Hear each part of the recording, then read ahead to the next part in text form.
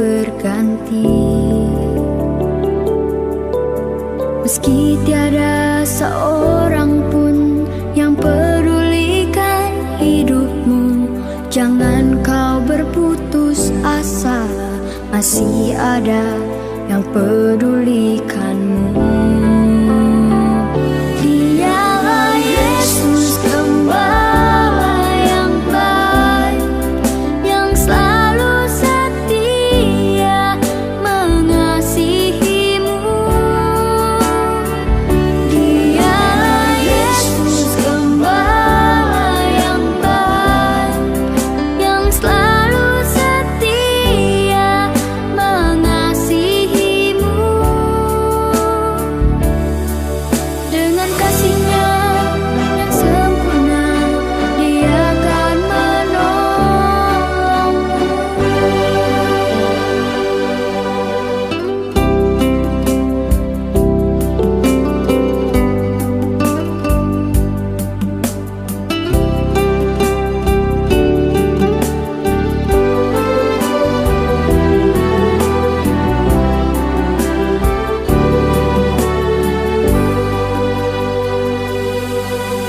Meski tiada seorang pun yang pedulikan hidupmu, jangan kau berputus asa, masih ada yang pedulikanmu. Dialah Yesus Gembala yang baik, yang selalu setia mengasihimu. Dialah Yesus Gembala yang baik, yang selalu setia mengasihimu. Dengan kasih-Nya yang sempurna, Dia akan menolongmu.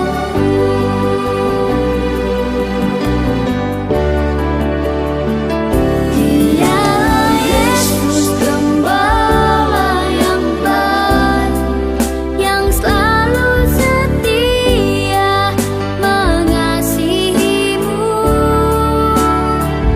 Dialah Yesus Gembala yang baik, yang selalu setia mengasihimu. Dengan kasih-Nya yang sempurna, Dia akan menolongmu. Dia akan menolongmu. Dia akan menolongmu.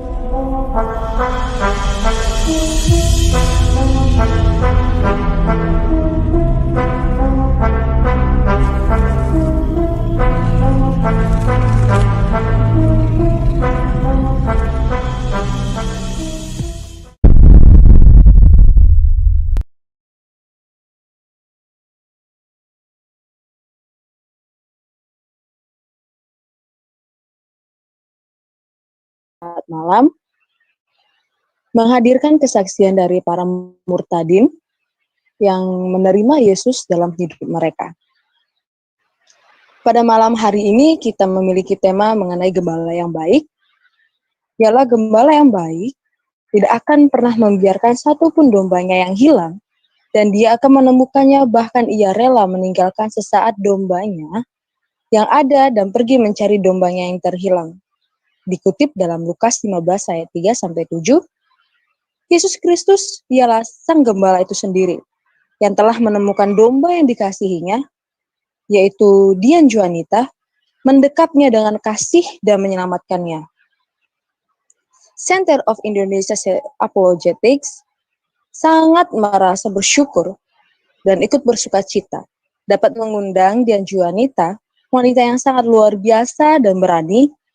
Dia akan memberikan kesaksian hidupnya, kisah pertobatannya dari seorang Muslim menjadi seorang Kristen dan menemukan keselamatan yang sejati di dalam Yesus Kristus. Baiklah, sebelum kita memulai kegiatan kita, ada baiknya kita berdoa terlebih dahulu yang akan dipimpin oleh Kak Joy. Dipersilahkan Kak Joy untuk memimpin doa pada malam hari ini.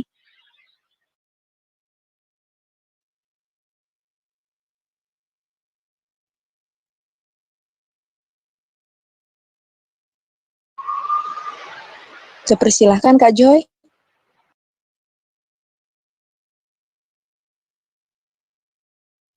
Atau mungkin Pak Bagus juga bisa.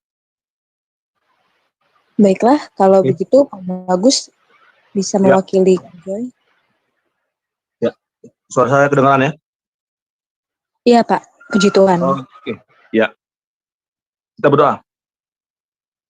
Segala puji hormat dan rasa syukur kami kepada Engkau ya Tuhan, yang bersyukur malam hari ini kembali Engkau mempertemukan kami dalam Zoom ini, di mana kami akan bersama-sama mendengarkan kesaksian dari saudari yang kami kasihi, dan yang juga Engkau kasihi, Diju, bagaimana pertemuannya dengan Tuhan, dan bagaimana Engkau telah memanggil dia untuk menjadi murid-Mu ya Tuhan. Untuk itu Tuhan, saudari kami ini akan memberikan kesaksian. Biarlah lewat kesaksiannya, lewat pengalaman pribadinya bertemu dengan Engkau, dan menerima Engkau sebagai Tuhan dan Juru Selamat, kami boleh diberkati, dan semua saudara-saudari kami yang menonton live ini diberkati juga oleh kesaksian Diju. Sehingga Tuhan, pada banyak orang-orang yang akan mengalami perjumpaan yang sama dengan Diju, dan akhirnya menerima Engkau sebagai Tuhan dan Juru Selamat. Karena kami meyakini ya Tuhan, dalam iman kami, hanya Engkaulah satu-satunya keselamatan dan Juru Selamat, tidak ada yang lain. Dan hanya di dalam Engkaulah Tuhan ada kebenaran. Terima kasih Bapak. Engkau juga berkati moderator yang akan mengarahkan jalannya acara ini, kesaksian ini, seturut dengan kehendak-Mu saja. Terima kasih Bapak. Inilah doa kami, ampuni kami atas segala dosa dan kelemahan kami, supaya kami senantiasa layak dan berkenan di hadapan Tuhan. Hanya di dalam dan demi nama Tuhan kami Yesus Kristus, kami sudah bersyukur dan berdoa. Haleluya. Amin. Silakan. Amin. Puji Tuhan. Terima kasih Pak Bagus atas doa pembukanya. Baiklah teman-teman, pada malam hari ini kita langsungkan saja kegiatan kita, di mana Kak Diju akan memberikan kesaksian mengenai perjalanan dia menerima Yesus Kristus. Dipersilahkan Kak Diju. Oke, shalom semuanya, puji Tuhan, terima kasih untuk CIA udah mengundang saya untuk memberikan kesaksian di sini. Terima kasih untuk Mbak Monica sebagai moderator dan juga Pak Bagus yang sudah membawakan doa ya. Oke, teman-teman, pastinya ini bukan kali pertama saya memberikan kesaksian tentang pertemuan saya dengan Yesus Kristus. Ya, sudah ada beberapa mungkin channel yang live langsung kesaksian saya. Oke, pasti teman-teman udah sedikit banyak udah tahu ya. Jadi awal mula saya pada akhirnya kenal Kristen itu berawal dari ketidaksengajaan saya yang masuk ke gereja gitu. Jadi namanya anak muda ya. Dulu waktu saya masih sekolah, jadi saya ini jalan-jalan ke mall biasalah, weekend waktunya refreshing gitu. Nah di satu mall itu ada satu gereja karismatik yang besar gitu. Dari situ aku tanya sama temenku yang kebetulan kita lagi jalan bareng ya. Aku tanya sama dia, itu apa ya di sana gitu. Kok orang rame-rame ke sana, terus bajunya kok rapi-rapi banget ya. Nah, akhirnya dia bilang, eh itu gereja gitu. Terus aku bilang, loh, gereja ya? Kok ada di dalam mall gitu kan. Terus aku penasaran dan kebetulan temanku ini seorang Katolik. Jadi ya udah aku pikir dia belum gereja. Jadi aku ajak aja yuk sekalian yuk kamu gereja hari ini gitu. Saya mau tahu di gereja itu sebenarnya pengajarannya seperti apa gitu. Karena jujur gini sebenarnya ini belum pernah saya ceritain ya. Nah, karena jujur doktrin-doktrin yang saya terima dari saya kecil itu di sana mengajarkan tentang kristenisasi gitu. Jadinya saya kepo nih, kepo banget. Benar nggak sih yang dibilangin sama apa yang saya dapat informasinya gitu kan? Jadi saya masuk ke gereja itu dan kebetulan teman-teman sebenarnya saat itu saya lagi punya hubungan sama satu orang yang memang berbeda keyakinan. Jadi saya ada pergumulan di mana orang tua saya pastinya menentang kalau anaknya punya teman yang beda iman gitu. Nah, jadi tuh di situ bener-bener kayak apa ya? Saya bener-bener ngerasa damai gitu. Jadi pas denger khotbah dari pendetanya itu bener-bener kayak pas banget sama pergumulan saya gitu. Saya juga nggak tahu kenapa bisa pas ya, karena kan sebenarnya sesuatu itu nggak ada yang kebetulan di dunia ini gitu, oke. Akhirnya dari situ saya pulang. Tapi teman-teman, sebenarnya apa ya, saya benar-benar berat untuk bilang Yesus itu Tuhan. Jadi setiap saya ibadah gitu, jadi ketagihan ya, habis itu tuh selalu ibadah setiap minggu dan bahkan saya yang lebih rajin dibanding, mantan saya ini gitu, gitu. Jadi, saya setiap hari Minggu saya udah ngingetin, ayo kita gereja," gitu. Padahal harusnya dia nggak bergereja di situ karena dia kan seorang Katolik ya, bukan aliran karismatik gitu. Nah, eee jadi ketagihan, tapi saya bener-bener berat banget buat bilang Yesus itu Tuhan saat worship. Itu saya nggak mau bilang Yesus Tuhan. Kenapa? Karena saya tahu kalau saya mengakui dia sebagai Tuhan, berarti saya sudah menduakan Tuhan saya yang saat itu gitu. Jadinya takut dong ya namanya manusia, takut banget dikutuk sama Tuhan ya gitu. Jadinya ya udah nggak berani, saya cuma seneng dengar pengajaran-pengajarannya aja, seneng denger firman-firman Tuhan yang emang bener, firman itu bener hidup ya, jadinya tuh kayak damai banget di sini tuh, damai sekali gitu.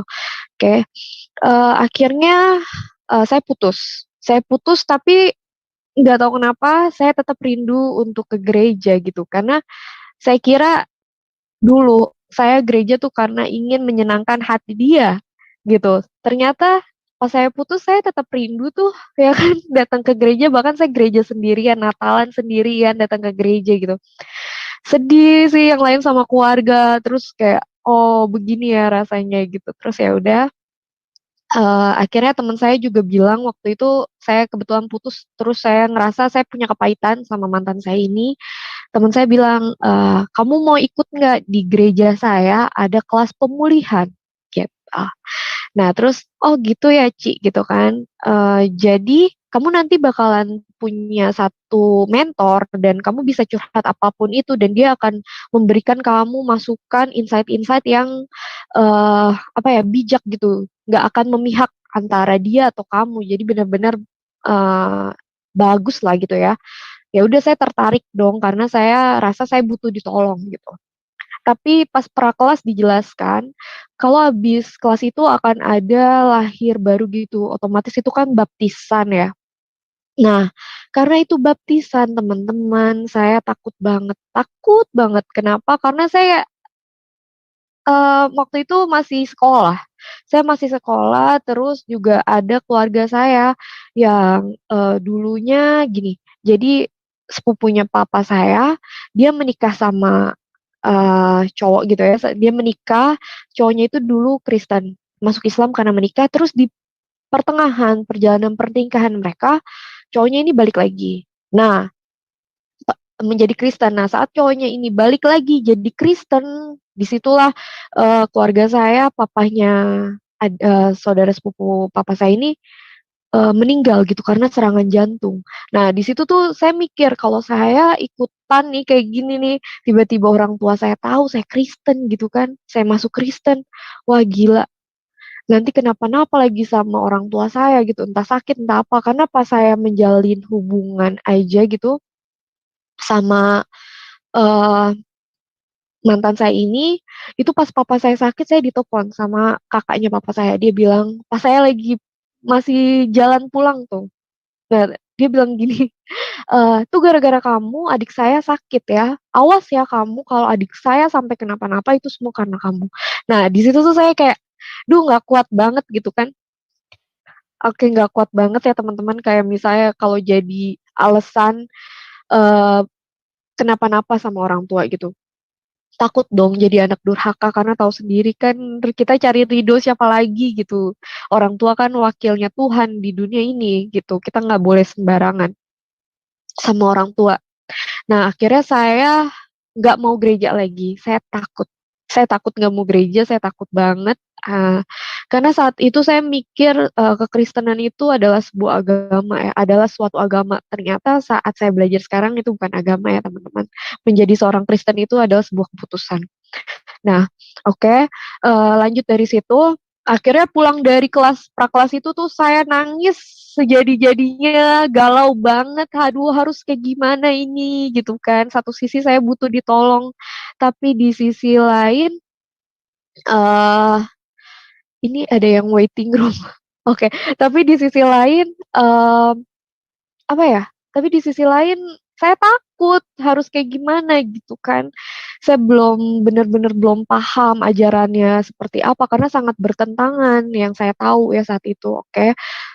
Akhirnya entah kenapa ya Tuhan tuh selalu tahu dan Tuhan tuh nggak bakal ngelepasin kamu kalau emang kamu yang dipilih. Selalu ada cara Tuhan buat kamu balik lagi untuk dengerin maunya Tuhan. Tinggal balik lagi sih ke kita ya teman-teman, apakah kita mau dengerin maunya Tuhan dan ngelakuin apa yang jadi kehendaknya Tuhan buat kita, gitu. Ya, jadi, singkat cerita, akhirnya, di tengah-tengah perjalanan itu sebenarnya saya cari jati diri tuh, saya sempat pakai kerudung, saya sempat hijrah, bahkan ya, saya harus meninggalkan pekerjaan yang saya suka dan memang di situ saya, udah jelas gitu ya kan, saya permanen, abis itu juga saya dapat posisi enak, bisnis development siapa sih yang nggak enak ya kan teman-teman, cuma tinggal meeting sana sini, terus eksekusinya sama tim lain gitu kan, jadinya enak banget. Tapi karena saya waktu itu pakai hijab, jadi pas saya pakai hijab saya bilang gini, "Kalau saya sudah berhijab berarti saya harus bisa melakukan apa yang agama saya terdahulu, ajarkan gitu kan. Nah, karena di perusahaan saya yang lalu itu adalah perusahaan asuransi yang jatuhnya adalah riba. Saya takut ya teman-teman, makan uang riba itu katanya nggak berkah gitu. Jadi, nggak akan jadi, apa ya, ke badan itu jadi nggak enak, terus juga, apa ya, kalau uang nggak berkah itu cepet habisnya dan nggak tahu kemana aja gitu. Nah, di situ jadi saya mikir, "Oh, ini, apa namanya, berat ya." Akhirnya mau nggak mau, suka nggak suka gitu, saya ajukan untuk resign. Saya ajukan resign dan di situ bos saya rata-rata bilang, mencoba untuk menasehati saya gitu, tapi saya benar-benar berkomitmen karena buat saya saat lu mau hijrah, lu harus benar-benar hati lu 100% ngikutin apapun itu gitu. Nah, ternyata 2 bulan setelah saya memutuskan untuk pakai hijab itu ya teman-teman, itu nggak ada damai sejahtera sama sekali, oke. Nah, akhirnya setelah saya pindah, kerjaan gitu ke kantor saya yang sekarang, itu apa ya, bener-bener beda teman-teman. Jadi yang dulunya nih ya, maaf ya, yang dulunya saya kemana-mana itu naik mobil, kemana-mana itu makannya di mall gitu, mewah. Ini enggak, ini harus bener-bener jadi pelayan. Ya mungkin ini caranya Tuhan untuk memproses saya gitu kan. Saya ditemuin sama orang-orang yang memang, jauh dari kata cukup gitu. Jadi saya bisa berbagi kasih sama mereka gitu. Itu saya bersyukur mungkin itu cara Tuhan memproses saya yang saya nggak sadar. gitu. Nah, akhirnya di Desember 2019 itu entah kenapa gitu, saya kembali lagi ke gereja. Itu saya masih berkerudung ya, saya masih berhijab gitu. Saya masih berhijab di situ. Jadi setiap saya datang ke gereja, saya lepas hijab saya, habis itu saya ganti baju. Nah, udah selesai, saya balik lagi ke kamar mandi, saya pakai hijab saya. Gila, maksudnya itu munafik banget ya, munafik. Terus di perjalanan saya mikir, wah gila, nggak bisa nih setengah-setengah kayak gini. Kamu harus mutusin, kamu mau kemana gitu. Saya ngomong sama diri saya sendiri. Dan di situ saya sempat nanya sama, buka omongan sama mama saya. Ma, gimana ya kalau aku pindah agama gitu. Di situ mama saya udah mulai ya mengutuki saya gitu kan, kayak, "Nggak bisa gini gini gini gini, yang bener tuh agama ini bla bla bla bla bla," gitu kan. Di situ saya cuma bisa nangis dan aduh Tuhan nggak tahu mau ngapain, ya udah akhirnya saya calm down, saya lupain semuanya itu, kayak ya udahlah nggak usah mikir ke sana. Saya sempet curhat ke beberapa, evangelis gitu, saya curhat ke beberapa pendeta gitu. Terus, dapat masukan yang kayak, beriman sama Yesus nggak harus merubah agama kamu gitu, intinya kayak gitu ya. Terus dulu saya mikirnya, "Kok gitu ya? Kok bisa sih kayak gitu? Ah, nggak mungkin nih kayak gini, nggak bisa nih kayak gini, pokoknya saya harus harus punya keputusan," gitu. Nah, singkat cerita di Desember itu saya kena kayak orang depresi, bener-bener depresi, tapi nggak tahu kenapa, nggak ada alasan khusus kenapa saya depresi, gitu. Di kantor nggak ada masalah, di rumah apalagi nggak ada masalah, baik-baik aja, kita happy-happy aja, sama temen juga nggak ada masalah. Tapi setiap jam 2 pagi saya kebangun.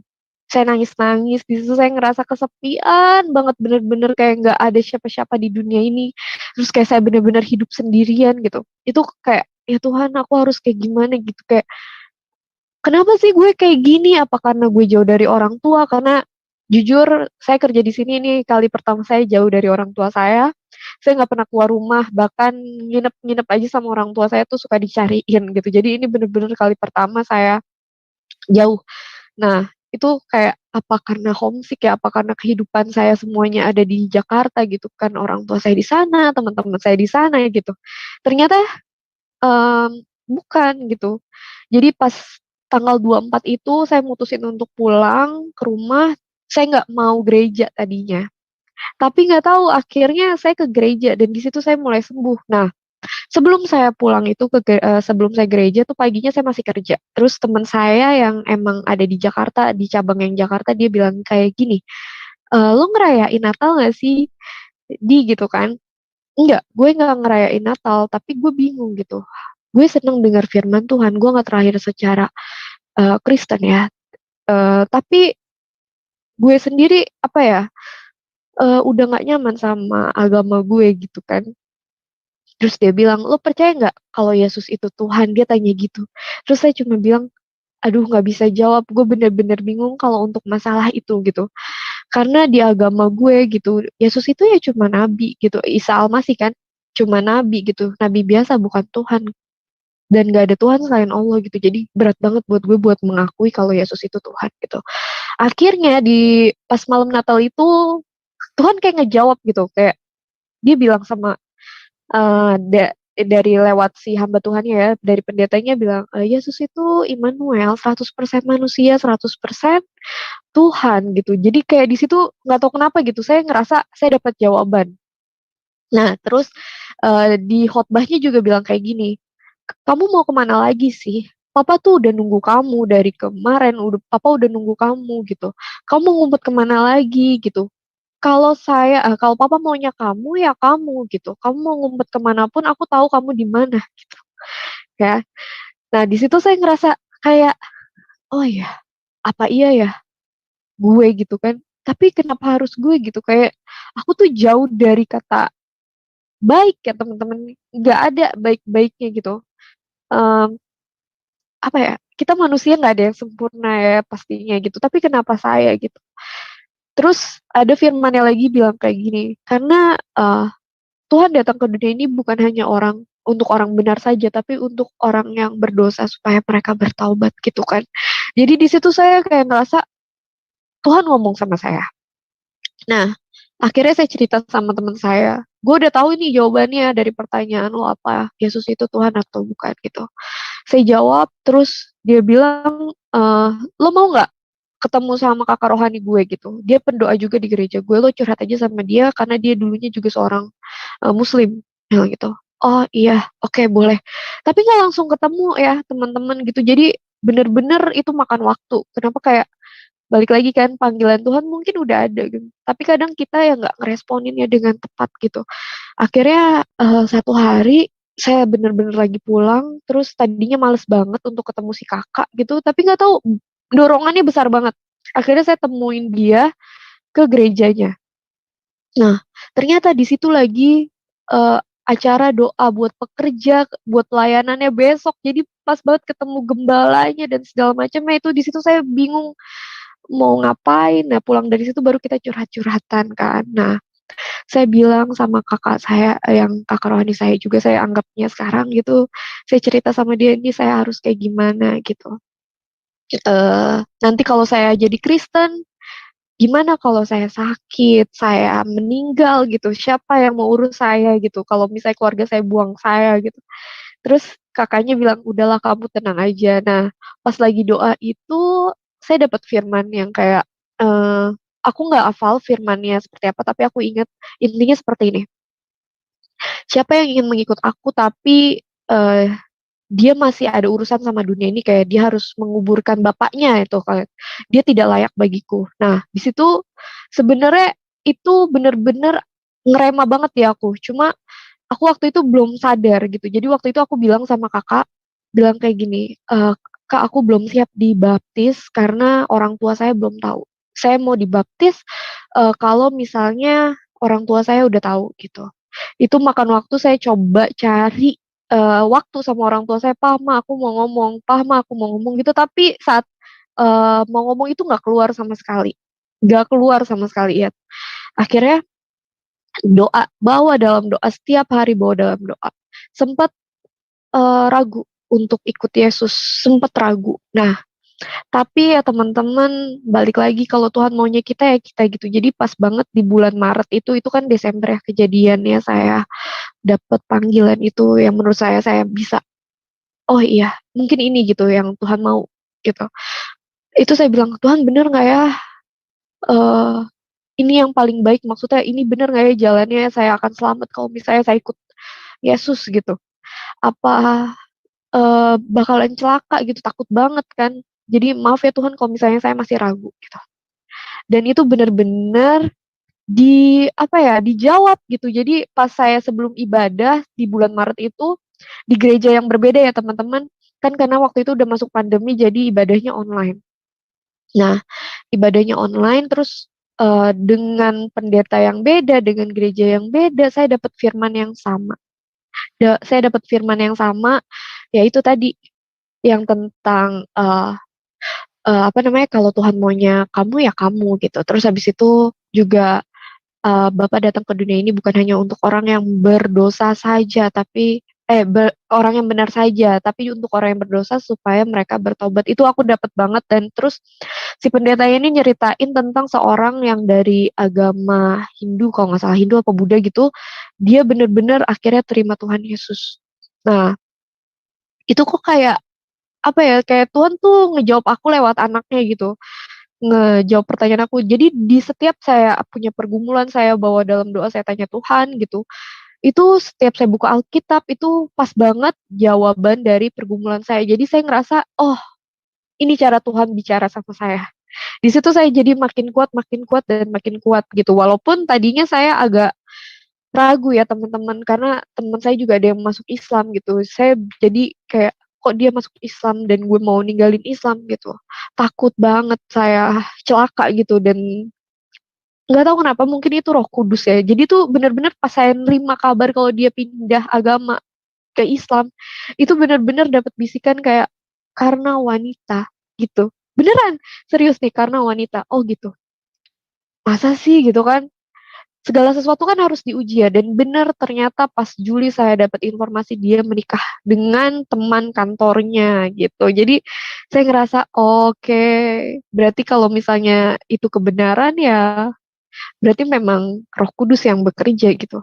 Kayak jadi dari situ saya mutusin untuk ikut Tuhan Yesus. Saya nggak tahu Yesus itu siapa dengan baik waktu itu sampai saya ada di kelas baptisan. Nah, itu kan diajarin Yesus itu siapa, Allah itu siapa, Roh Kudus itu siapa gitu kan. Terus juga tentang dosa diajarin dan segala macamnya. Di situ saya baru paham Yesus itu siapa gitu. Nah, di situ saya bilang sama si kakak gitu kan, apa namanya, yang membaptis saya, pendeta yang membaptis saya gitu. Dia bilang, "Kak, aku belum bilang, tapi aku mau bilang dulu nih sama keluargaku, tapi aku bingung." Ya udah didoakan, akhirnya sama dapat bisikan kayak, "Harus gimana ya Tuhan?" gitu. Terus dia bilang, "Ya udah mulai dulu dari adik kamu yang laki-laki." Akhirnya saya ikutin, saya mulai dari adik saya yang laki-laki. Dia memang nggak setuju, tapi dia bilang, "Asal lu bisa jaga, eee, diri lu, ya udah itu hidup lu, pilihan lu tanggung jawab sendiri," gitu. Tapi sebagai adik gue nggak setuju gitu. Oke, nggak apa-apa. Intinya dia masih mau komunikasi sama saya aja saya sudah bersyukur. Kenapa? Karena kalau misalnya mama papa saya marah, saya masih bisa tanya adik saya, karena saya anaknya khawatir banget sama apalagi sama papa saya, karena papa saya itu udah tua banget gitu kan, karena saya deket juga sama papa saya. Nah, akhirnya habis dari, adik saya tanya kemana lagi nih, akhirnya dia bilang, "Coba ngomong sama papa," gitu. Dan kebetulan papa saya saat itu di rumah kakak saya di luar kota. Jadi saya hubungin papa lewat, telepon. Oke, akhirnya saya bilang, "Pah, aku mau ngomong," gitu kan. Aku bilang, "Aku mau pindah keyakinan, Pah," gitu. Terus papaku bener-bener yang kayak, "Kok gitu sih, Neng?" Gitu kan ya. Kayak, "Papa nggak marah, papa jangan marah ya," aku bilang gitu, "Papa nggak marah, tapi papa sedih." Jadi papa bilang kayak, "Nanti gimana kalau papa ketemu nenek kakek kamu?" Gitu kan. Karena kan kebetulan keluargaku mendirikan musola gitu di daerah rumahku gitu. "Gimana, ketemu kakek kamu, terus gimana papa pertanggungjawabannya di akhirat?" Gitu kan. "Kamu pikirin lagi deh, nanti kita ngomong lagi," gitu. Ya udah setidaknya papa saya sudah tahu ya teman-teman gitu. Jadi lanjut nih sisanya, ke mamaku kan. Nah, karena mamaku orangnya lebih keras dan susah banget gitu ya untuk diajak komunikasi dengan baik-baik, aku tanya, "Tuhan, aduh gimana ya Tuhan?" Gitu kan. Dan pas banget sebenarnya di hari ya sebelum saya kelas baptisan itu, saya baru mau konsultasi tentang pembaptisan, mama saya paginya chat saya gitu, "Bangun Nak," gitu kan, "sholat tahajud, sholat subuh gitu, jangan lupa." Aku udah bangun saat itu, karena memang aku selalu bangun pagi. Nah terus, "Iya Ma, udah," gitu kan, padahal nggak sholat, padahal nggak sholat. "Ya Ma, udah," gitu kan, terus aku bilang, "Mah, aku mau ngomong," gitu, "aku mau pindah agama," gitu. Terus mamaku bilang, "Iya Mama udah tahu, Mama dapat mimpi," dia bilang gitu. "Mimpi apa, Ma?" "Iya, kamu tuh jalan di jembatan, eee, jalan terus mau panggil-panggil, teriak-teriak, kamu nggak denger. Jembatan itu mau rubuh, terus di bawahnya itu ada duri. Nah, di bawahnya ada duri. Kamu Mama pelukin, kamu jalan terus," gitu kan. Terus aku cuma takut, sebagai anak itu takut banget gitu. Mau kayak gimana ya gitu, takut banget kalau misalnya jalan yang aku pilih akan bawa aku ke neraka, sesat gitu ya, kesesatan gitu. Nah, akhirnya aku cerita dong sama kakak rohani aku, terus kata kakak rohani aku, dia nenangin aku banget sih, dia bilang kayak gini, "Jembatan itu kan, identik dengan kamu akan berpindah dari satu tempat ke tempat yang lain ya. Iya, terus habis itu kamu kan akan berpindah dari iman yang mati ke iman yang hidup," dia bilang kayak gitu. Terus habis itu di bawah itu ada duri, kenapa? Karena apa yang kamu pilih itu menjadi duri bagi keluarga kamu, gitu. Jadinya makanya mama kamu memimpikan itu. Nah, di situ saya mencoba untuk kuat gitu kan. Oh iya, oke, apapun yang terjadi aku udah komitmen sama Tuhan Yesus, aku harus ikut walaupun ada penolakan. Nah, balik lagi ya, iblis itu nggak suka kalau kehendak Tuhan jadi. Jadi pada saat saya mau dibaptis itu banyak banget mulai masalah semuanya udah datang gitu. Cuma saya percaya dan saya yakin apa yang saya pilih itu nggak akan buat saya celaka. Jadi saya serahin semuanya sama Tuhan dan puji Tuhan gitu sampai sekarang bener-bener yang kejadian itu memproses iman saya. Jadi apapun badainya, apapun pertanyaannya, itu saya bisa hadapin gitu. Jadi banyaknya pertanyaan dari keluarga saya tentang mencoba untuk propaganda saya lagi gitu tentang ketuhanan dan segala macam itu nggak inilah nggak merubah iman saya karena saya sudah tahu gitu karena kan siapa yang mencari dia akan mendapatkan. Jadi teman-teman kalau emang lagi bingung-bingung tanya aja sama Tuhan langsung, pasti Tuhan kasih. Cuma balik lagi ke kita responnya seperti apa, kita mau meresponi panggilan Tuhan, menjalankan apa yang dia inginkan untuk hidup kita atau kita cuekin aja. Nah itu balik lagi karena setiap pilihan kita benar-benar Tuhan nggak intervensi. Nah oke, singkat cerita akhirnya saya dibaptis. Nah, saya akhirnya sekarang sampailah saya di detik ini gitu. Saya nggak tahu kenapa saya bisa jadi ikut pelayanan sekarang gitu. Itu benar-benar proses dari Tuhan yang luar biasa dan penjagaan Tuhan luar biasa. Jadi kayak waktu itu mama saya sempat kutuk-kutukin saya, sempat bener-bener yang bilang air susu mama haram buat kamu, kembaliin semua. Gimana cara ngembaliinnya kan teman-teman kita juga nggak bisa minta gitu. Maksudnya Tuhan, aku mau lahir di keluarga kayak gini kan nggak bisa gitu. So, keluarga itu kan hadiah ya dari Tuhan. Mungkin saya terlahir di keluarga itu ya balik lagi mungkin ada maksud Tuhan gitu. Nah, mungkin nama saya juga kan, mama saya bukan nggak sengaja sih, maksudnya saya yakin suatu itu nggak ada kebetulan, nama saya Dian Juanita. Oke. Dulu saya tahu Dian itu lilin kan, peneran kayak intinya, dan saya nggak mau dipanggil peneran gitu, lilin, nggak mau saya. Ternyata, oh artinya amazing gitu buat saya. Oke, Dian Juanita, karena kata dunia bilang apalah arti sebuah nama, tapi Alkitab bilang namamu membawa hidupmu. Jadi saya percaya dan saya yakin nama saya harusnya sesuai dengan maksud Tuhan gitu. Nah, bentar ya. Nah akhirnya eh, saya yakin saya dipakai Tuhan untuk menjadi terang di keluarga saya maupun di lingkungan sekitar saya. Jadi benar-benar saya yakin dan percaya apa yang saya jalanin sekarang adalah maunya Tuhan gitu. Mungkin itu aja ya, mungkin itu dulu aja kali ya, Kak Monica.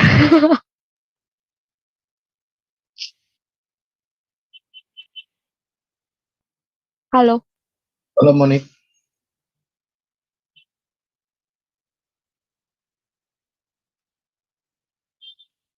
Baik, Monik sepertinya terputus.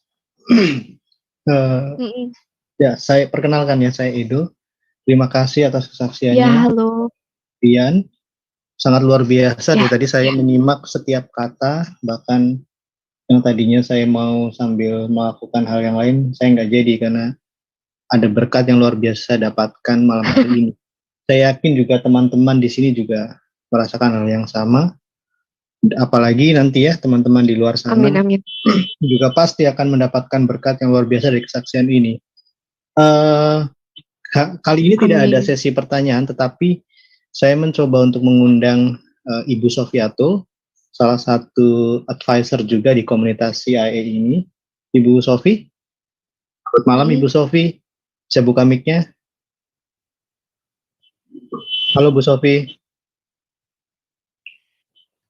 Iya, Bu halo, Sofi. gimana Dok? Aku masih jalan ini, gimana? Oh ya, sedikit saja Bu Sofi. Mungkin Bu Sofi ingin memberikan kata-kata yang membangun ya. Bu Sofi juga punya pengalaman yang sama dulu mungkin dengan konteks yang berbeda. Silakan Bu Sofi, sedikit saja. Aku masih nyetir, Dok. Ntar, yang lain dulu. Oh ya, oke, baik. Hati-hati ya, Bu. Ya, jadi Bu Sofi ini juga memiliki pengalaman yang sama ya, Mbak Dian. luar Iya. biasa. Jadi sekarang beliau menjadi seorang apologet di komunitas IAE. Mungkin Mbak Dian juga sudah tahu ya, komunitas IAE ini memang lebih fokus kepada untuk kegiatan apologetika. Iya. Gitu. Nah, apologetika itu memang sedikit berbeda dengan penginjilan praktis ya. Kita memang lebih kepada untuk memperkuat literasi tentang Alkitab, kemudian kita juga berdiskusi, berdialog dengan pihak-pihak yang mempertanyakan iman Kristen, meragukan iman Kristen. Nah, kita di situ mengambil posisi apologet untuk menjawab berbagai pertanyaan itu tanpa kita punya kepentingan untuk menyerang, menjatuhkan keimanan orang lain. Nah, tetapi Yes. kami juga membuka, selain kami berdialog, kami juga membuka satu sesi kesaksian seperti ini. Tujuannya untuk memberikan inspirasi bagi para apologet yang lain agar terus fokus dan konsisten dalam kegiatan apologetika ini, karena buktinya nyata gitu ya. Iya. Tuhan mampu merubah siapapun itu dengan cara apapun. Kita tidak tahu, dan seperti tadi Mbak Dian sudah sampaikan ya, tidak sengaja diajak oleh teman mungkin, atau tertarik untuk melihat jalannya ibadah, dan di situ bukan karena gedung gerejanya, bukan karena pendetanya, tetapi karena kuasa dan hadirat dari Roh Kudus gitu ya. Yes, pasti itu. Roh Kudus yang memampukan semuanya. Iya, betul. Mungkin sedikit pertanyaan ya dari kami ya. Saya mencoba untuk menggali lebih jauh lagi. Bagaimana kerinduan dari Dian ke depan begitu? Apakah terus berdoa dan memohon pada Tuhan agar keluarga Dian juga diselamatkan juga? Mungkin bisa sedikit ceritakan pergumulannya nih. Pasti berat Oke. juga. Iya. Gini, Pak Edo, terima kasih untuk pertanyaannya. Sebagai seorang petobat baru ya, maksudnya karena saya sudah lahir baru sekarang dan saya tahu kebenarannya seperti apa, tentunya saya rindu keluarga saya juga diselamatkan, gitu. Tapi balik lagi, saya nggak bisa memaksa, karena Tuhan pun nggak pernah memaksa itu, ya. Jadi tetap selalu didoakan biar Tuhan sendiri yang menyatakan hadiratnya buat mama papa saya dan bahkan keluarga besar saya, gitu. Saya yakin, saya percaya kalau udah waktunya Tuhan, siapa sih yang mau nolak gitu kan? Dan cuma Tuhan doang yang bisa merubah hati dan pikiran setiap kita gitu. Kalau bukan Tuhan yang benar-benar merubah pikiran dan hati kita, saya yakin nggak bisa gitu kita memahami kasih karunia-Nya. Jadi saat kita menerima Yesus sebagai Tuhan dan Juru Selamat gitu, Tuhan menerima kita padanya. Tapi perjalanan kita sebagai seorang Kristen, sebagai pengikut Kristus itu nggak bisa dijalani dengan apa adanya. Jadi saya nggak fokus untuk memaksakan kehendak saya gitu untuk ayo dong maaf Pak gitu kan. Itu tuh salah, di situ tuh salah gitu. Ayo dong gitu. Nggak bisa kayak gitu. Tapi dengan kita benar-benar menjadi apa ya? Contoh yang baik gitu kan, kita benar-benar menjalankan apa yang sudah Tuhan Yesus contohkan selama Tuhan Yesus hidup. Saya yakin buah-buah roh itu ada, dan teori apapun itu bisa ngalahin semuanya sih. Jadi pengalaman pribadi sama Tuhan yang memang harus mama papa dan keluarga saya alami gitu. Itu sih. Baik, luar biasa. Kemudian pertanyaan selanjutnya ya. Apakah setelah mengalami perjumpaan rohani dengan Tuhan Yesus, masih ada godaan-godaan dari kuasa kegelapan gitu ya? Karena pasti iblis ketika mengetahui bahwa orang yang sudah berdosa menjadi miliknya, kemudian diambil dan diselamatkan, pasti iblis tidak tinggal diam. Apakah usaha dari iblis untuk menjatuhkan atau menarik kembali Dian itu ada, Dian mengalami, dan bagaimana Dian mencoba mengatasi hal itu? Mungkin bisa sedikit dibagikan pengalamannya. Oke, terima kasih pertanyaannya. Pastinya godaan dari si iblis itu, si jahat itu pasti ada ya. intimidasi dari keluarga itu juga termasuk kan tipu dayanya iblis gitu. Terus dari sekitar kita bahkan ada beberapa cowok-cowok yang dulu ada di hidup saya coba buat narik saya lagi gitu kan yang memang masih beragama di seberang sana gitu. Padahal dulu nggak pacaran tapi sempet deket doang gitu. Dia mencoba untuk aku mau mulai lagi sama kamu, aku mau serius gitu. Terus kayak oke, tapi gue udah jadi anak Tuhan Yesus sekarang. Gitu. Jadi teman-teman penting banget saat kita sudah mau menerima, saat kita sudah lahir baru ya teman-teman, kita sudah mendapat keselamatan, kita nggak bisa ya udah kita selamat gitu aja tanpa kita mempertahankan keselamatan itu dengan mengerjakannya dengan takut dan gentar. Kan Tuhan dia juga bilang kan di Alkitab seperti itu kan, firman Tuhan juga ada seperti itu. Jadi kita harus sangat bertanggung jawab nih sama karya keselamatan yang sudah Tuhan berikan untuk kita gitu. Jadi nggak bisa disia-siain.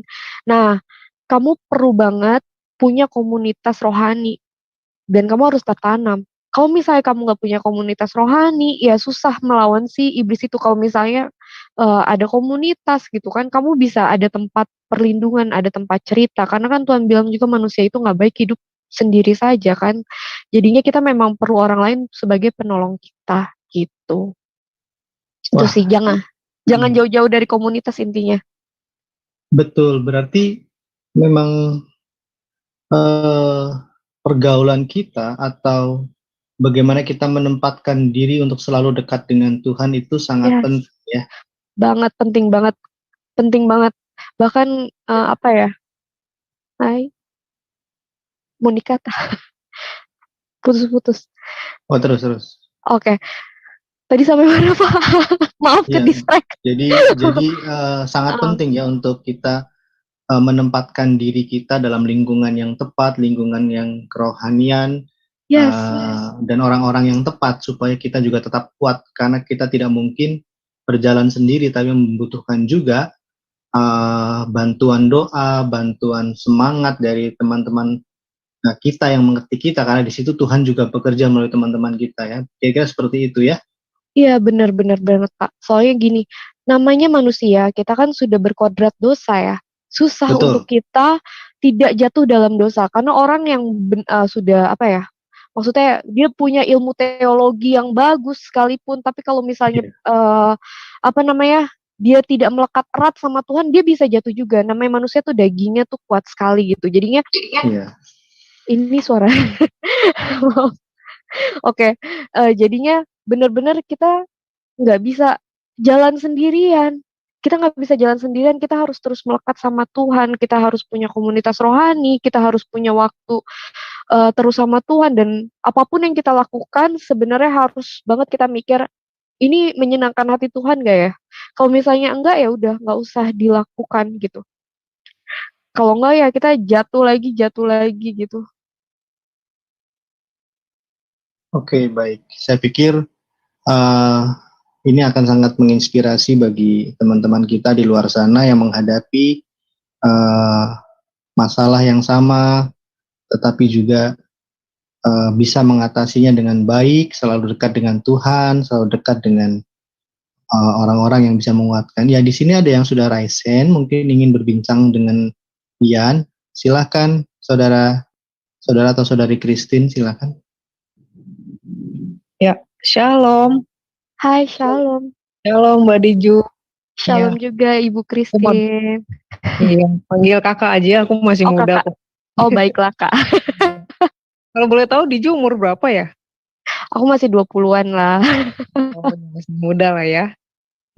Baik, Iya. dengar Puji suara saya Tuhan. jelas ya? Ya, puji Jelas Tuhan. sekali.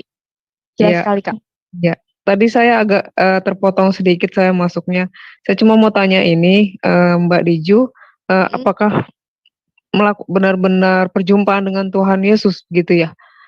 Melihat cahaya kah atau melihat jubahnya, lalu mendengar suara begitu? Lalu saat ini Mbak Diju pelayanan di ministry mana gitu atau di mana gitu? Karena saya sering lihat Mbak Diju di Warawiri nih jadi aktor di beberapa YouTube Murtadin ya. Iya. Ya. Oke. Terima kasih Kak Christine pertanyaannya. Oke. Jadi apa namanya tadi pertanyaannya apa lupa dong aku. Ya Oke, silakan diulang Bu Christine. heeh. Ini ya perjumpaan sama Tuhan Yesus ya. Oke. Betul, apakah pernah ada Heeh. semacam, karena setiap orang berbeda-beda ya. Berbeda, betul-betul. Aku sih Kadang nggak, kuasa Roh Kudus itu juga sangat kuat menaungi kita tanpa betul, betul, memperlihatkan dirinya. Silakan. betul. Kalau aku sendiri nggak pernah lihat yang hal-hal supranatural seperti itu ya, tapi saya audible. Bener-bener kayak ngedenger kayak, sebenarnya dulu saya cuma mikir ini intuisi doang ya, gitu. Ya. Tapi Karena ternyata bisa dibuktikan dan itu jadi fakta. Jadi menurut saya segala sesuatu yang saya dengar dan akhirnya terbukti menjadi suatu fakta berarti itu karunia-Nya Tuhan gitu untuk saya menyelamatkan saya tentunya ya kan. Nah, disitulah dan saya kayak apa ya, setiap pertanyaan saya yang tadi saya bilang nggak ada yang kebetulan di dunia ini. Jadi setiap pergumulan saya tanya sama Tuhan, Tuhan kasih firman-Nya yang benar-benar sesuai dengan pergumulan saya. Padahal saya saat itu nggak tahu firman itu maksudnya apa, tapi gimana ya, saat Tuhan sudah mengubahkan pikiran kita, menganugerahi ya kan, menganugerahi untuk kita bisa berpikir dan bisa mengerti makna dari setiap firman-Nya Tuhan, itu menurut saya itu udah pertolongan dari Tuhan sih. Jadi itu emang benar-benar ada hadiratnya Tuhan di situ gitu sih. Kalau untuk pelayanan, saya ada di salah satu gereja karismatik, tapi saat itu juga ini benar-benar nggak tahu sih, benar-benar ini Tuhan luar biasa banget buat saya. Jadi saya nggak pernah mimpi buat ikut pelayanan ya, buat ikut pelayanan saya ngerasa saya nggak punya eh kemampuan untuk pelayanan. Saya nggak bisa apa-apa, nyanyi saya fales ya kan. Terus mau ngapain gitu kan. Akhirnya eh gak tahu kenapa tiba-tiba saya deket sama kakak yang sekarang jadi keluarga rohani saya gitu, sama ibu gembala saya deket. Abis itu dia bilang, ya udah dek, kalau punya hati ya udah coba aja di multimedia, dia bilang kayak gitu kan. Bantuin tuh si kak ini gitu kan, belajar dulu aja. Tapi aku nggak bisa apa-apa. Ya nggak masalah kamu nggak bisa apa-apa. Yang penting kamu belajar dulu aja. Oke, akhirnya aku megang multimedia, jadi anak bawang ya, aku pelajarin semuanya. Aku takut mengecewakan, jadi setiap lagi tugas tuh aku deg-degan banget, deg-degan itu. Terus akhirnya nggak tahu gimana ceritanya, tiba-tiba saya bisa nyemplung di YouTube ini gitu. Jadinya ya mungkin ini jalan dari Tuhan yang ya udah, Tuhan pengen saya jadi saksinya Tuhan gitu. Jadinya apapun itu saya kerjakan gitu kalau untuk kemuliaannya Tuhan gitu. Gak mau nolak sih gitu. Itu aja Wah, sih. luar biasa. Oke, memang gini, apa yang kita kerjakan dalam pelayanan itu, meskipun itu kecil, Hmm. secara manusia ya, Ya, itu ternyata berdampak besar buat hidup kita. Karena yang Tuhan ya, lihat bukan kita melayani Tuhan itu di multimedia atau di yang lain yang seolah-olah ada tingkatan besar kecil, enggak. Tetapi ketulusan hati kita, kesetiaan kita, kesungguhan hati kita ketika melakukan pekerjaan itu. Sampai saat ini saya masih membantu orang tua saya ngepel gereja, melap kursi yang ada debunya. ya, Tapi saya merasakan Tuhan itu memberkati saya ketika saya diberkati. Kadang-kadang setelah sekian tahun ya, terbersit dalam pikiran saya, Tuhan berkata kira-kira seperti itu ya. Saya ingat kamu Edo ketika kamu membersihkan gereja dan sebagainya. Itu sama mulianya dengan orang yang berdiri di mimbar sekalipun. Jadi saya pikir luar biasa pelayanan Ibu Dian, Mbak Dian. Ya, jadi nanti terus bersemangat ya amin, dalam amin. apa teman-teman ada yang ingin ngobrol sedikit lagi? Kita masih ada waktu sesaat sebelum nanti Pak Erben akan menutup dalam firman Tuhan singkat dan berdoa. Iya, Akan raise aku hand. ada Pak Bagus. Mbak Dian mau bicara apa nanti Pak Bagus mungkin? Ini Pak Bagus raise hand. Oke, silakan Pak Bagus. Silakan Pak Bagus. Shalom. Ya, Shalom. Shalom Pak. ya, terima kasih. Ya, terima kasih atas kesaksian yang sudah disampaikan oleh saudari kita Diju, ya, Iya. saudari kita. Jadi memang cara Tuhan memilih seseorang itu berbeda-beda. Ya. Ada lewat penglihatan, mimpi, ya, ada lewat kesaksian. Ketika dia mendengar kesaksian orang yang bertobat, banyak hal gitu. Nah, jadi apa yang dilakukan oleh Dian Junita ini tepat. Jadi mengambil keputusan di saat yang tepat itu sangat tepat sekali. Karena kesempatan itu tidak datang 2 kali. Jadi ketika Tuhan sudah mengetuk pintu hati kita, langsung buka. Nah, jadi apa yang dilakukan oleh Dian Junita tepat. Karena Tuhan tidak akan pernah mengetuk pintu hati kita 2 kali. Betul. Artinya dalam menerima Yesus ya sebagai Tuhan dan Selamat. Nah, seperti itu, jangan keras hati. Nah, jadi memang yang kedua yang mau saya katakan, ya apa yang dilakukan Diju juga tepat juga. Kenapa? Diju memilih untuk berada dalam komunitas yang tepat. Ya. Karena gini, banyak orang awalnya dia mengalami perjumpaan pribadi dengan Tuhan.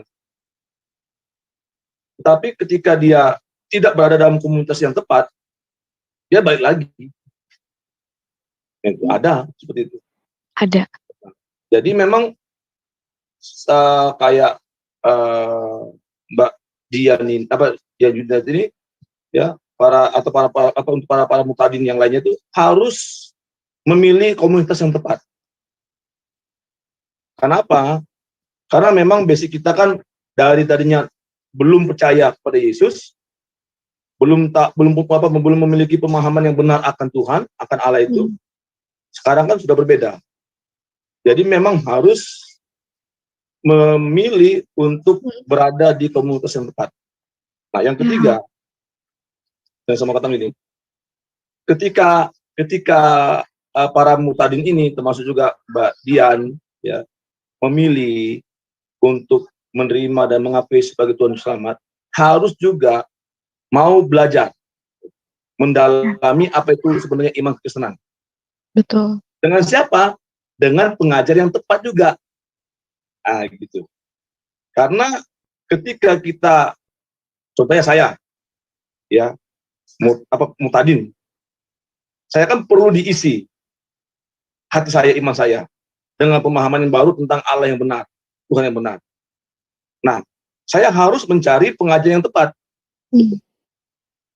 Karena zaman sekarang ini, ya kita lihatlah sekarang di dunia YouTube ini, ada pengajar-pengajar yang memang, tanda kutip, sepertinya yang diajarkan itu bersumber dari Alkitab, firman Tuhan. Tetapi bukan itu. Jadi untuk Mbak Dia juga cari pengajar yang tepat dan benar. Ya. Ya, mohon maaf. Ya kan, seperti kita lihat di dunia itu, sayang sekali para mutadin yang potensial, justru ketika dia belajar dengan pengajar yang tidak tepat, akibatnya pemahaman dia tentang Tuhan juga tak benar. Yang Tuhan lah, yang jadi Unitarian lah, dan lain sebagainya. Itu bahaya. Iya. Iya. Jadi saran saya untuk Mbak Dian, ya kan, cari hamba Tuhan atau kakak rohani yang pengajarannya itu sehat dan benar. Yes, Nah, itu penting banget, Pak. Iya. Nah, terus yang terakhir, kita harus punya, kalau kita kayak kami laki-laki ini harus punya brother keeper. Kalau yang baru mengenal Tuhan itu harus punya brother keeper. Kalau perempuan, sister keeper, penjaga. Karena dialah yang menjadi tandem kita. Jadi menendem kita terus. Ya kan? Karena apa? Karena ada kalanya orang-orang yang baru mengenal Tuhan itu dia jatuh, lemah. Iya, pasti. Apalagi gini, kadang-kadang banyak image orang itu, ya kan, harusnya orang itu perfect, sempurna. Tidak melakukan dosa, tidak begini. Nah, ketika dia baru percaya, dia lihat, aduh, ternyata orang sama aja. Gitu kan? Kenapa? Karena waktu yang dia lihat itu Seperti itu tingkah lakunya, karakternya. Nah, makanya perlu yang namanya sister keeper atau brother keeper. Yes. Itu yang harus menendam kita tuh, tandem sampai kita betul-betul dewasa. Betul, Gitu. betul. Nah, Setuju, sehingga setuju. kalau memang kita sudah berdewasa, ya sudah. Tapi tetap juga yang namanya sister keeper tuh harus. Jadi Diju juga harus punya sister keeper. Gitu. Yap. Tempat curhat, tempat cerita, ya kan, tempat segalanya. Gitu. Tempat untuk membuat kita semakin kuat. Nah, seperti itu. Sehingga level pertumbuhan itu, kalau dalam istilah kalian itu go to the next level, naik level lagi, naik. Yang tadinya mungkin sebagai murid, naik lagi, nanti sebagai ini, lama-lama jadi pengajar, gitu. Jadi seperti kata firman Tuhan, kamu bukan lagi anak-anak yang selalu cokoki susu terus. Nah, harusnya para murid ini jangan seperti anak-anak, cokok minum susu terus, tidak. Lambat laun, makan yang keras, sampai kita betul-betul dewasa, dan akhirnya kita nanti menghasilkan lagi. Nah, itu. Jadi betul. Kita dimuridkan untuk menghasilkan murid yang lain. Nah, itu. Lalu terakhir gitu. Betul. Apa bagian atau upah kita ketika kita contohnya nanti Mbak Dian ya sudah semakin dewasa dan akhirnya menghasilkan murid. Sebenarnya saya mau katakan bagian kita tidak ada. Ketika kita membuat orang lain mengenal Tuhan, menerima Tuhan sebagai Tuhan, sebenarnya bagian kita tidak ada. Apa yang kita dapatkan? Hanya sukacita. Kita mendapatkan sukacita dan damai sejahtera yang kita katakan. Kenapa? Karena kita sudah membuat surga bergemuruh. Gitu. Surga bergemuruh, malaikat bersorak-sorai. Karena apa? Karena ada satu orang bertobat, terima Yesus sebagai Tuhan dan Selamat. Yang tadinya dia binasa, mati dalam kematian kekal, tapi akhirnya dia menerima kehidupan kekal. Oke, itu saya. Shalom. Luar biasa. Tuhan memberkati Mbak Dian Junita. Amin. Shalom. Luar biasa Pak Bagus. Terima kasih untuk ini ya, untuk tambahannya, dan saya yakin bisa menguatkan Mbak Dian. Oke. Aku setuju sih. Silakan Mbak Agdi. Ini kita akan tutup acara kita malam hari ini. Nanti ada sedikit firman Tuhan dan doa penutup dari Pak Erben. Tetapi kami memberi kesempatan kepada Mbak Dian untuk memberikan semacam closing statement dan supaya bisa memberikan inspirasi juga bagi para petobat baru di luar sana atau yang disebut dengan para murtadin ya. Silakan Mbak Dian. Oke, terima kasih Pak Edo. Oke, jadi buat teman-teman semua yang baru bertobat gitu, karena saya yakin nggak cuma orang yang di luar Tuhan aja yang belum kenal Tuhan, tapi juga ada orang-orang yang dalam Tuhan tapi dia masih nyasar ya teman-teman. Jadi gini, belajar untuk mendengarkan apa maunya Tuhan dalam hidup kamu. Karena kita ada di dunia ini, kita harus sadar dulu, sebenarnya apa sih yang mau Tuhan kerjakan dalam hidup kita? Apa sih purpose-nya kita diciptakan di dunia ini? Gitu. Nah, saat kita mengetahui purpose kita di dunia ini, saya yakin itu kita bisa melakukan apa yang Tuhan mau untuk hidup kita. Dan jangan pernah takut dan jangan pernah khawatir gitu tentang apapun itu, serahin semuanya sama Tuhan. Jadi kalau misalnya kayak saya mau ikut Kristen, saya takut nggak punya keluarga. Saya mau ikut Kristen, saya takut hidup saya susah, nanti saya nggak bisa minta tolong sama keluarga saya gitu. Nah, Tuhan tuh jaga banget. Tuhan tuh tahu saya butuh keluarga. Ya, Tuhan beneran menggenapi firman-Nya. Saya dikasih keluarga. Nah, dan jangan takut kalau kita benar-benar ikut Tuhan, Tuhan tuh tahu kebutuhan kita, Dia pasti kasih kita keluarga rohani yang sesuai untuk kita, di mana kita harus bertumbuh. Itu pasti dapat. Nah, itu pokoknya balik lagi, kita serahin hidup kita semuanya sama Tuhan. Tuhan yang atur semuanya dan kita tinggal ngikutin aja karena Tuhan udah nyediain semuanya, tenang aja. Karena kemarin juga saya sempat sakit, saya nggak punya uang tapi Tuhan jaga saya benar-benar dijaga sama Tuhan. Pokoknya Tuhan itu luar biasa. Pokoknya kamu ikutin aja deh maunya Tuhan kayak gimana. Dan untuk setiap yang baru, karena masih bayi rohani, jadi jangan salah yang kayak tadi Pak Bagus bilang, jangan semua pengajaran yang kamu dengar tuh kamu telan mentah-mentah. Difilter dulu gitu. Bener nggak ya? Karena saat kamu mengetahui teologi ya, Teologi kan itu ilmu ketuhanan. Teologi yang benar adalah bisa menjadikan kamu mengerti tentang maksud Tuhan untuk hidup kamu. Jadi kamu melihat jalan yang lurus, bukan malah belok-belok lagi gitu. Jadi benar-benar disaring setiap pengajaran yang masuk, jangan langsung ditelan. Nah, itu aja sih mungkin dari aku, Pak. Terima kasih. Baik, terima kasih Mbak Dian atas kesempatannya pada malam hari ini. Terima kasih Ini juga, Pak. sesi yang sangat berharga bagi CIA khususnya dan secara umum bagi pelayanan pekerjaan Tuhan ya di Indonesia ini, dan juga semuanya ini tentu bukan untuk kemuliaan kita, tapi untuk kemuliaan nama Tuhan kita Yesus Kristus, kemuliaan Bapa di sorga. Waktu kita akan menutup sesi malam hari ini dengan firman Tuhan singkat dari Pak Erban, dan nanti sekaligus ditutup dalam doa. Silakan Pak Erban. Oke, salam kenal Ibu Eunike Juanita. Saya sangat diberkati dengan kesaksiannya. Sorry ya, itu foto anak saya, jadi itu anak saya itu yang muncul. Saya sangat diberkati dan saya bersyukur bertambah jiwa-jiwa yang mengasihi dan mengenal Yesus. Sebagai renungan kita menutup acara ini, saya rindu membacakan Kolose pasal 2 ayat 6-7. Ini Kolose pasal 2 ayat 6 dan 7 dikatakan, kamu telah menerima Kristus Tuhan kita, karena itu hendaklah hidupmu tetap di dalam Dia, tidak bergeser, tidak berubah, walau dengan hal apapun. Tentu saya tidak tahu udah berapa lama menjadi pengikut Yesus sekarang. Saya, Pak. Iya, berapa lama sudah? Saya baru dibaptis itu September 2020. Baru kemarin belum setahun. Oke, masih baru ya. Ya. Tapi pesan firman Tuhan ini, hendaklah hidupmu tetap di dalam Dia. Yang menuliskan ini seorang Paulus yang membaktikan seluruh hidupnya untuk mengenal Yesus. Karena bagi Paulus, tidak ada yang lebih berharga di dunia ini dibanding Kristus. Bahkan Paulus mengatakan, apa yang kualami dengan Yesus membuat saya memandang masa laluku yang tanpa Kristus adalah sampah. Baru dikatakan, hendaklah kamu berakar di dalam Dia. Akar itu kan setiap hari selalu mencari dan mencari kepada sumber kehidupan untuk menghidupinya.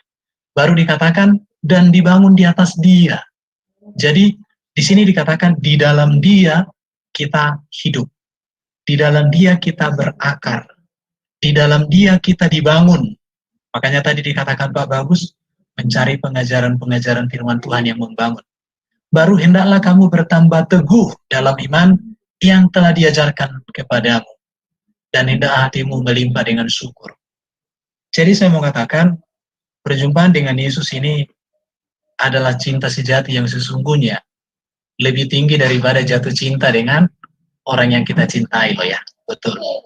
Tetapi mungkin untuk saat ini masih ada pergumulan dengan keluarga tentunya karena tidak rela dengan kamu meninggalkan iman yang lama. Tapi saya mau katakan begini ya, orang yang sudah berdamai dengan Tuhan, maka Tuhan akan mendamaikan orang lain terhadap dirinya. Bahkan musuh-musuhnya sendiri pun Tuhan bisa sanggup mendamaikan dengan dirinya. Amin. Itu dia. Jadi saya mau katakan begini ya, saya pernah menjadi orang Kristen yang hidup dalam keraguan tentang Kristus, karena aku tidak mengenal Kristus. Tetapi setelah aku mengenal Kristus, aku ditangkap oleh Kristus. Maka saya katakan, Kristus yang terbaik menjadi teladan dalam hal ajaran, etika, moral, tentang keselamatan, tentang dosa, tentang hidup kekal. Maka Yesus membuat banyak sekali pernyataan-pernyataan yang selalu sering saya katakan, tidak ada tokoh agama di dunia ini, tidak ada tokoh apapun di dunia ini yang pernah membuat pernyataan-pernyataan yang seperti dilakukan oleh Yesus. Apa itu? Dikatakan, akulah jalan kebenaran dan hidup. Akulah terang dunia. Akulah roti hidup. Akulah, siapa percaya kepadaku yang memiliki hidup. Bahkan orang sekalipun mati secara jasmani karena percaya kepadaku yang memiliki hidup yang kekal. Jadi, saya katakan selamat datang di dalam keluarga kerajaan surga. Di situ. Dan saya percaya ini saudara kita Eunike Juanita akan didamaikan Tuhan dengan keluarga. Saya percaya kasih kepada Tuhan tidak akan membawa kamu jauh dari keluargamu, tapi akan membawa kamu semakin sungguh-sungguh dan nanti akan mengalami hal-hal yang luar biasa. Ada satu firman Tuhan yang mengatakan, satu orang diselamatkan, seisi rumah itu akan diselamatkan. Artinya, dirimulah pembawa terang. Tunjukkanlah kualitas, teladan iman, dan karakter Kristus di tengah-tengah keluarga. Mungkin saat ini banyak orang menolak dirimu, tapi saya percaya, orang yang berdamai dengan Tuhan akan didamaikan Tuhan dengan sesamanya. Amin. Sepertinya Ibu Sofi, Pak Edo masih bisa? Masih bisa, silakan Ibu Sofi. Nanti setelah itu kita akan tutup acara ini dengan doa dari Pak Erben. Silakan Bu Sofi. Iya, thank you Juanita. Saya dengerin dari awal kesaksian kamu, cuman tadi saya dari luar kota, jadi saya baru nyupir. Saya tambahkan sedikit, memang benar ketika kita ikut Tuhan, itu akan ada banyak penolakan, tapi Dian Juanita jangan takut ya, terus tetap di dalam Tuhan. Saya juga mengalami hal yang sama, gitu ya, bahkan disidang oleh keluarga gitu ya. Nah, tapi ketika kita dijauhi teman-teman karena kita bertobat di dalam Tuhan, pada waktu itu saya mengalami hal yang ketika saya lahir baru kok aneh gitu ya. Ketika belum dalam Tuhan Yesus, semua baik-baik aja, tetapi ketika di dalam Tuhan, saya malah didatangi setan gitu ya. Saya malah lihat setan, kemudian malah teman-teman kok jadi alergi gitu. Katanya nanti diinjili kalau deket-deket sama saya, ya gitu ya. Jadi jangan deket-deket nih sama Sofiatul, karena kalau duduk di sebelahnya Sofiatul nanti diinjili katanya gitu. Karena saya selalu ngomong, kamu sudah kenal Yesus belum? Kamu sudah kenal Yesus belum? Kamu sudah kenal Yesus belum? Gitu. Jadi mereka semua jadi alergi gitu sama saya. Begitu juga dengan keluarga saya. Ketika saya berdoa, saya nangis sama Tuhan, saya bilang, Tuhan dulu saya kayak baik-baik aja. Ketika ikut Tuhan Yesus kok jadi seperti ini. Nah Tuhan ngomong sama saya gini, baca Yesaya 51. Kemudian saya baca Yesaya 51, terutama ayat 12. Ini mungkin rema juga buat teman-teman yang mungkin murtadin ya. Dikatakan demikian, dengarkanlah aku, hai kamu yang mengejar apa yang benar, hai kamu yang mencari Tuhan. Pandanglah gunung batu yang daripadanya kamu terpahat, dan kepada lobang penggalian batu yang daripadanya kamu tergali. Nah, aku loncat ke ayat 12 ya, yang menjadi rema buat aku pada waktu itu.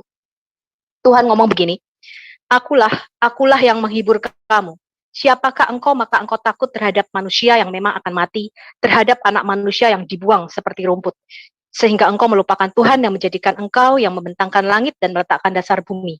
Sehingga engkau terus gentar sepanjang hari terhadap kepanasan amarah orang penganiaya apabila ia bersiap-siap memusnahkan. Di manakah gerangan kepanasan amarah orang penganiaya itu? Jadi yang menghibur saya, oh ternyata Tuhan, di mata Tuhan, ketika saya sungguh-sungguh mencari Tuhan, itu saya posisinya adalah orang benar. Dan Tuhan berkata gini, kamu gak usah takut sama orang-orang. Kamu gak usah takut apa yang dikatakan sama orang-orang. Karena Tuhan itu menjadi pelindung bagi kita. Nah, ketika saya mendapatkan firman ini, baca Yesaya 51, pada waktu itu saya masih lahir baru, saya belum baca Alkitab sampai tuntas. Dan saya bilang, terima kasih Tuhan Yesus. Saya bilang, saya terus akan tetap di dalam Tuhan. Dan tahu nggak sih teman-teman, yang tadinya orang-orang yang alergi gitu ya, jangan deket-deket nanti kamu diinjili. Mereka ketika ada masalah datang ke saya, konsultasi ke saya, pelepasan ke saya. Saya bingung gitu, kok bisa? Minta uang ke saya juga gitu. Jadi ketika kita ada di dalam Tuhan, jangan takut. Tadi Pak Erben mengatakan bahwa musuh kita juga akan diperdamaikan dengan kita jika kita tetap ada di dalam jalan Tuhan. Dan hubungan saya dengan orang tua saya diperbarui ya, walaupun akhirnya mereka akan mengerti gitu. Lambat laun mereka akan mengerti dengan keluarga besar, juga mereka bisa memahami kenapa kita memilih Yesus. Gitu ya, kita tidak memilih yang sesat. Tadinya kan dituduh, kamu ikut ajaran sesat. Gitu. Tapi saya katakan kepada mereka, ya kita buktikan saja gitu. Apakah kita mengikuti ajaran sesat? Dari buahnya akan kelihatan, saya bilang. Dari buahnya kamu bisa melihat pohonnya, baik apa enggak yang saya ikuti ini. Nah, seperti itu, jangan takut Juanita, ini firman buat kita, bahwa kita nggak boleh takut kepada manusia, kepada kepanasan amarah manusia, tapi kita harus lebih takut kepada Tuhan. Yes. Seperti itu teman-teman. Okay. Baik, terima kasih Bu Sofi. Juanita, ada yang mau disampaikan terakhir? Silakan. Enggak ada sih, kayak udah semua. Dan itu emang benar banget. Ya, silakan. Oke, terima kasih untuk waktunya buat saudara-saudara sekalian. Center of Indonesia Apologetics sebagai forum komunikasi apologet Kristen di Indonesia.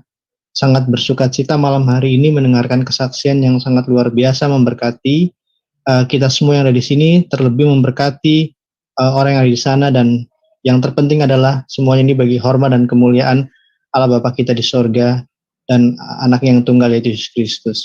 Oke, kita tidak perlu berlama lagi. Kita akan tutup sesi malam hari ini dengan doa ucapan syukur, doa penutup yang akan dibawakan oleh Pak Erben. Silakan Pak Erben.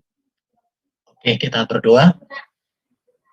Tuhan, kami bersyukur malam hari ini kami diberkati dengan sebuah karya yang luar biasa yang Tuhan kerjakan. Engkau memanggil anakmu, Eunike Junita, untuk boleh menjadi warga kerajaan surga. Terima kasih buat panggilan yang mulia yang Tuhan sudah kerjakan baginya. Kami berdoa, kuatkan, teguhkan, tetapkan hatinya untuk terus percaya kepada Tuhan. Tuhan, kami percaya ketika dia memutuskan untuk mengikut Engkau, ada banyak pergumulan, ada banyak tantangan yang sedang dihadapi. Kami percaya bahwa dia tidak sendiri. Dia disertai oleh Tuhan. Roh-Mu yang kudus berkuasa atas hidupnya. Roh-Mu yang kudus berkarya atas hidupnya. Tuhan, kami menyerahkan anak-Mu ini ke dalam tangan-Mu. Biarlah kesaksian hidupnya menjadi berkat bagi banyak orang, dan hidupnya menjadi kesaksian bagi banyak orang yang masih hidup dalam kegelisahan, hidup tanpa arah, hidup tanpa tujuan, hidup tanpa makna. Karena kami percaya, karena perjumpaan dengan Yesus sebagai jalan keselamatan, sebagai terang, sebagai kehidupan, dan hidup yang kekal, ada sukacita, ada kemenangan dan luar biasa. Kami menyerahkan juga saudara kami ini Tuhan dalam tangan-Mu. Berkati juga orang tuanya, berkati di masa tua. Bahkan kami rindu, kalaupun untuk beberapa saat ini, keluarga masih tidak menerima dengan keputusannya untuk mengikuti Yesus. Tapi kami percaya bahwa Tuhan akan berkarya buat kedua orang tuanya, buat saudara-saudaranya, buat tetangga-tetangganya. Kami rindu Tuhan, berkati Oniki. Komunikasi boleh semua berjalan dengan baik dengan keluarga, supaya dia juga menggunakan setiap kesempatan hidupnya untuk boleh menjadi berkat, untuk boleh menjadi teladan, untuk boleh menjadi saksi Kristus dalam kehidupannya. Berkati orang tuanya Tuhan, kesehatannya, berkati pekerjaannya, berkati hidup mereka, juga adik-adiknya dan semua saudara-saudaranya. Kami berdoa diberkati, bahkan Roh Tuhan berkarya di dalam hati mereka, supaya mereka boleh mengenal sang keselamatan. Itulah Yesus Kristus, Juru Selamat satu-satunya. Karena kami rindu bahwa Injil keselamatan juga terjadi bagi semua keluarga mereka. Terima kasih Tuhan, berkati semua orang yang sudah mendengarkan kesaksian ini, dimanapun mereka berada. Kami rindu supaya kuasa Tuhan semakin meneguhkan, menguatkan, menetapkan hati mereka untuk cinta kepada Tuhan, bergantung kepada Tuhan, berserah kepada Tuhan dalam kehidupan mereka. Terima kasih Bapa di surga. Kami mau menjadi umat yang setia mengasihi Tuhan, setia mencintai firman Tuhan, dan setia kami mencintai, mengasihi jiwa-jiwa yang terhilang, bahkan keluarga-keluarga kami yang tanpa kebenaran Injil. Dalam nama Yesus kami berdoa, terima kasih Bapa. Amin.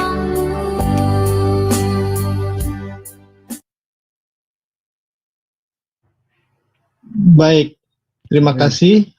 Kita tutup sesi malam hari ini. Terima kasih.